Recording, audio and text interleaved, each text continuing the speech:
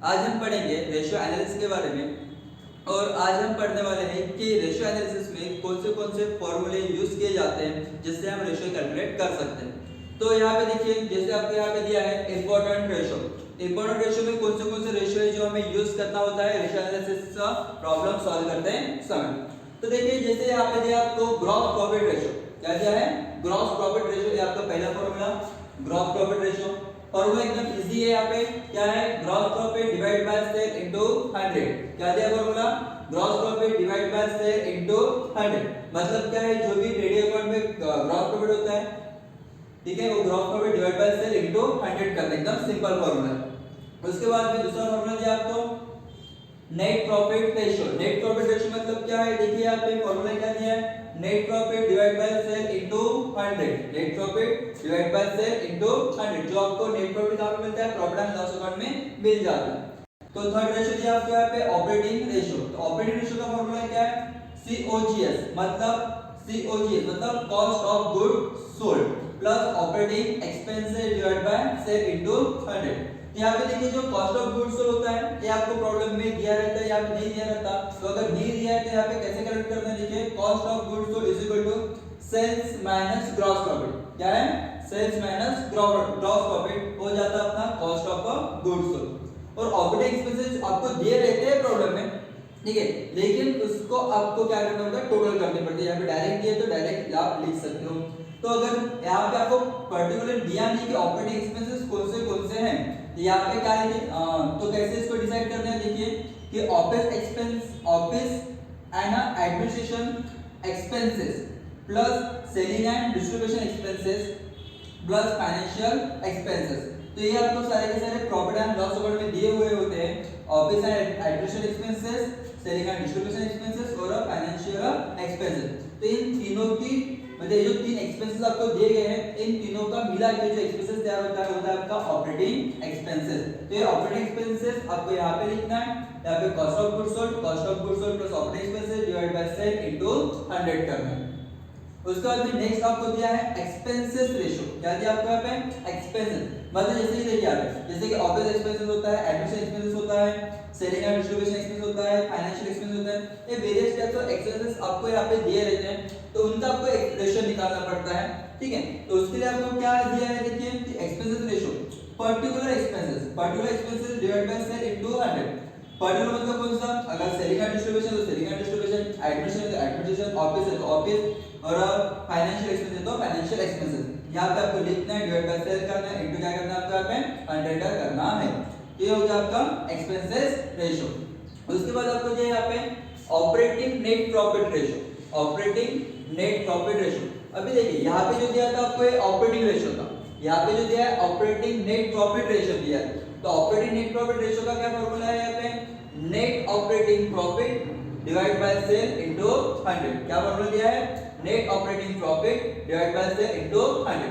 तो net operating profit आपको problem में दिया नहीं रहता, आपको कैलकुलेट करना पड़ता है। कैसे कैलकुलेट करना है? देखिए यहाँ पे तो net operating profit is equal to net profit plus non operating expenses minus non operating income.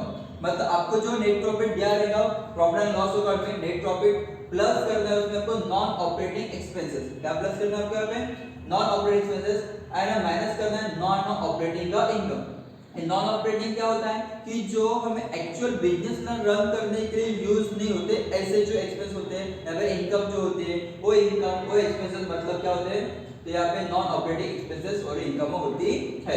उसके बाद में आपको क्या दिया है? Net operating profit. तो नेट ऑपरेटिंग प्रॉफिट निकालने का और एक फॉर्मूला आपको यहाँ पे दिया गया है। तो आप किस तरीके से इसको कैलकुलेट कर सकते हो? तो देखिए gross profit minus operating expenses. क्या फॉर्मूला है?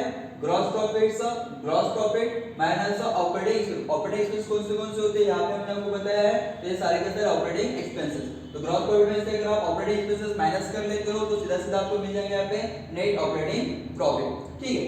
उसके बाद नंबर 6 आपको दिया है स्टॉक टर्नओवर रेशियो। क्या है? स्टॉक टर्नओवर रेशियो, ठीक है। मतलब जो स्टॉक हमारे पास में होता है वो स्टॉक कितना टर्नओवर होता है उसका तो आपको दिया है। यहाँ पे क्या फॉर्मूला दिया है आपको उसका? इसी को देखिए स्टॉक टर्नओवर रेशियो को यहाँ पे इन्वेंटरी टर्नओवर रेशियो भी बोला जाता है। यहाँ पे इसको इन्वेंटरी टर्नओवर रेशियो भी बोला जाता है। तो क्या फॉर्मूला दिया आपको यहाँ पे, cost of goods sold divide by average stock, cost of goods sold divide by average stock. Cost of goods sold कैसे निकलना है यहाँ पे हमने आपको बताया है, ठीक है ना। अभी क्या है, एवरेज स्टॉक, एवरेज स्टॉक का कैसा है, average stock is equal to opening stock plus closing stock divide by 2, opening stock plus closing stock divide by 2। तो आपको opening stock closing stock credit account में दिया है, तो दोनों को आपको प्लस करना है और डिवाइड करना है आपको 2 से, ये हो जाता है आपका एवरेज स्टॉक, और आपको इस फार्मूले में लिख लेना है। देन आपको दिया है करंट रेशियो, ठीक है। करंट रेशियो का क्या फार्मूला है, current asset divided by current liability. Current ratio मतलब क्या है, current asset divide by current liability. तो आपको बैलेंस शीट में जो भी करंट असेट दिए है वो सारे के सारे एसेट आपको यहाँ पे लेना है, और जो भी करंट लायबिलिटी है वो सारी की सारी करंट लायबिलिटी आपको यहाँ पे लेना है। तो जो रेशियो निकलेगा वो करंट रेशियो।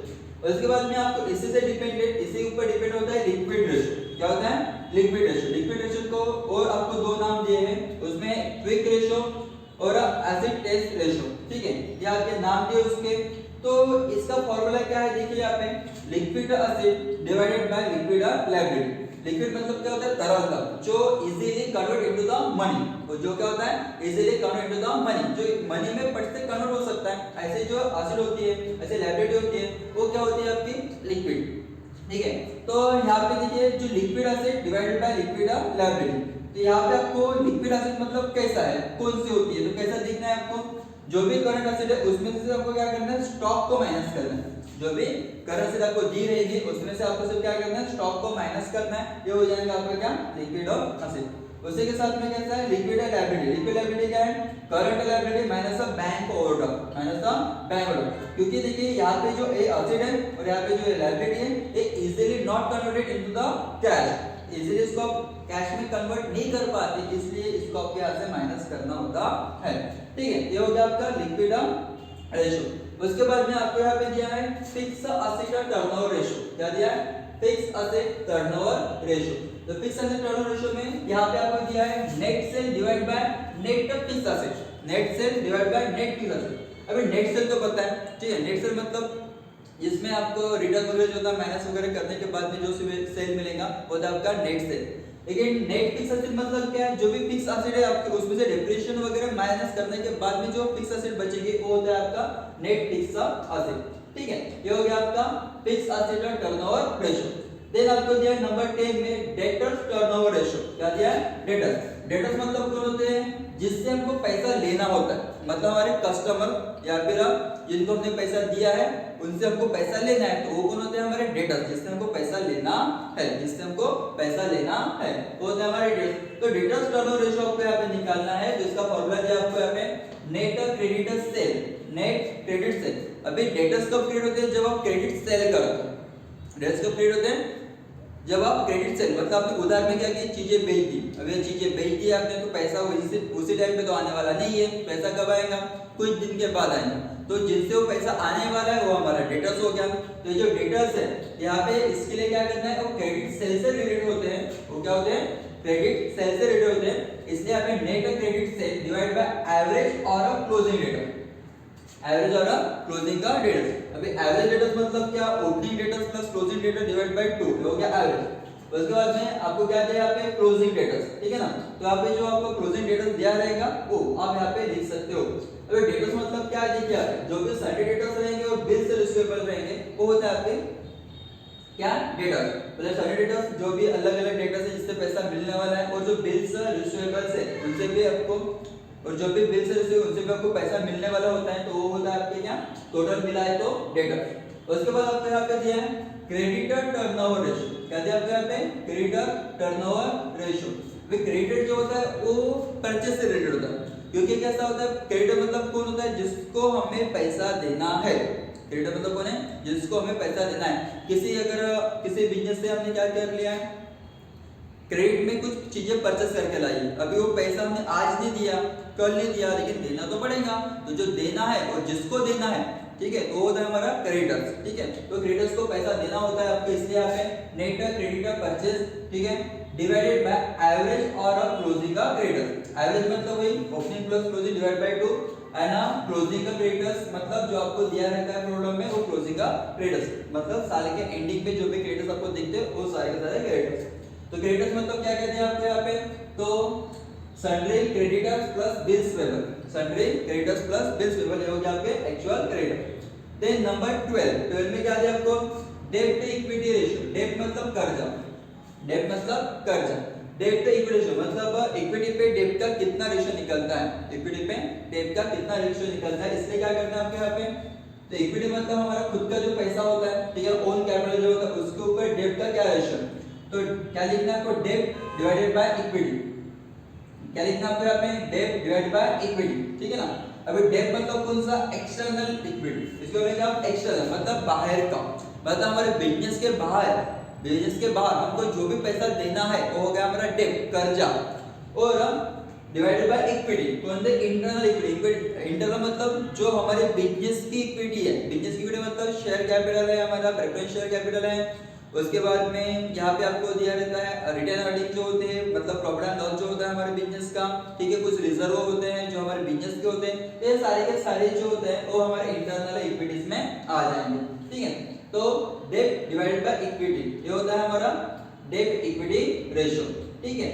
उसके बाद में आपको यहाँ पे दिया नंबर 13 में दिया आपको अर्निंग पर शेयर, क्या दिया आपको यहाँ पे, अर्निंग पर शेयर, मतलब एक शेयर के ऊपर कितना अर्निंग होता है, इसके लिए आपको क्या देखना है, देखिए net profit after tax minus preference dividend, यहाँ पे ऐसा देता है कि net profit after tax and preference dividend, net profit after tax and preference dividend, मतलब जो भी नेट प्रॉफिट हमारे पास में हुआ है उसमें से टैक्स माइनस कर लो, उसके बाद में डिविडेंड माइनस कर लो, जो बचेगा वो नेट प्रॉफिट, डिवाइडेड बाय करना आपको number of equity share, number of equity share, equity share जितने हमारे पास में है, क्वांटिटी जो होती है वो क्वांटिटी आपको यहाँ पे लिखनी होती है, तो जो भी नेट प्रॉफिट हमारे पास में बचता है वो हमारे इक्विटी शेयर होल्डर के लिए होता है ना, इसलिए यहाँ पे क्या करना है, इक्विटी शेयर डिवाइड करना है, ओके, ये हो गया आपका अर्निंग पर शेयर। उसके बाद में आपको नंबर 14 दिया है average the collection period ratio, क्या दिया है, एवरेज द कलेक्शन पीरियड, मतलब कलेक्शन जो हमें करना है, जो पैसा हमारे पास में आने वाला है वो एवरेज कितने दिनों में हमारे पास में आएगा, अगर वो निकाल रहे हैं तो उसका रेशियो देखिए क्या दिया आपको, डेटर्स प्लस बिल्स रेशियो, अभी डेटर्स क्यों, क्योंकि डेटर्स से हमको पैसा मिलता है इसलिए debtors plus bills ratio divided by net cell, divide by net cell into 365, with 365 क्यों लिया यहाँ पे, क्योंकि डेज निकालना है हमको यहाँ पे, इसलिए 365 से इनटू करना पड़ेगा। उसके बाद में आपको यहाँ पे दिया average of payment period ratio, average of payment period मतलब जो क्रेडिटर को हमको पैसा पेड करना है, तो एवरेज में हम कितने दिनों में उसको पेड करने वाले हैं वो रेशियो आपको यहाँ पे निकालना होता है।